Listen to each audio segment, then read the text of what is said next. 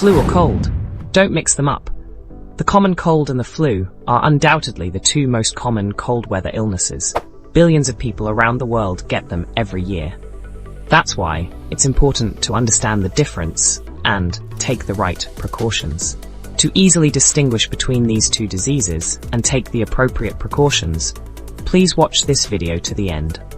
How can you tell if someone has the flu or a cold? Influenza can cause serious complications. It's a dangerous viral disease that causes severe symptoms and high fever. It is often seasonal, typically lasting from fall to spring and peaking in the winter months. Caused by influenza viruses, it can lead to outbreaks. During the winter, outbreaks peak and then suddenly decline. But the virus can still cause illness, even when cases are declining. Influenza can lead to complications such as bronchitis, sinusitis, and pneumonia, especially in children and the people with chronic medical conditions. Influenza is accompanied by a high fever. It also causes a dry cough, headache, fatigue, runny nose, and muscle aches. Why would a doctor prescribe antibiotics for the flu? The flu is caused by a virus, but doctors still prescribe antibiotics. If you are upset that doctors prescribe antibiotics for everyone with the flu, consider this. 80% of respiratory infections are caused by viruses, and the rest are caused by bacteria. Antibiotics are only used to treat infections caused by bacteria. In other words, they have no beneficial effect on the influenza virus that causes the flu. If you have just caught the flu and your pain has started, I highly recommend you watch our video, Beat the Flu in 2 hours on our channel. We explain the flu in detail and natural solutions that have been proven to work. If you are in a high-risk group, you should take extra precautions against the flu. Pregnant women, women who have recently given birth, children under the age of 2, people with chronic illnesses and heart disease, and people over the age of 65 are more likely to get the flu or a cold. Therefore, they are in the risk group and need to be much more careful and informed when they get the flu. It is recommended that those in the risk group get a flu vaccine. I will make a very detailed video about flu vaccines and their effects later. You can be informed about such videos by following our channel. Let's talk about the common cold. The main difference between the common cold and the flu is the severity of the symptoms. If you have the flu, you're probably too sick to go to work. But if you have a cold, you can usually continue with your daily activities.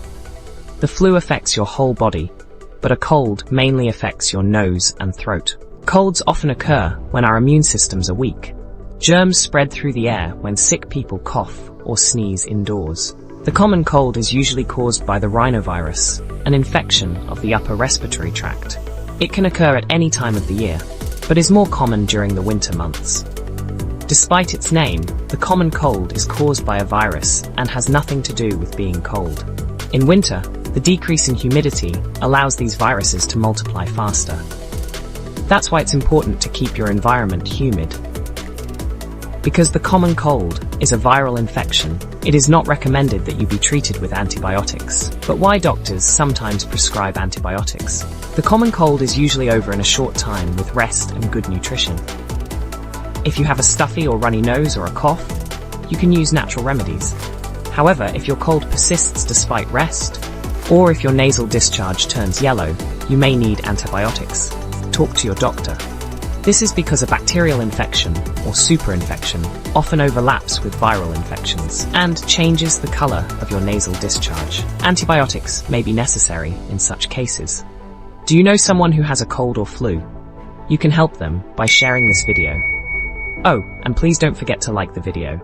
Flu can lead to serious complications such as bronchitis, sinusitis, and pneumonia, especially in children and people with chronic medical conditions. It's important to get good nutrition and rest to recover from both the flu and the common cold.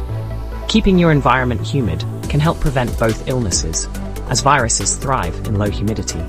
Finally, let's briefly summarize the differences and similarities between the flu and the common cold. Let's start with the differences. The flu often causes more serious symptoms, including high fever, while the common cold is usually milder. With the flu, you may have a high fever, dry cough, headache, fatigue, runny nose, and muscle aches. In contrast, the common cold mainly affects the nose and throat, with a stuffy or runny nose and a mild cough. The flu affects your whole body, while the common cold mainly affects your upper respiratory tract.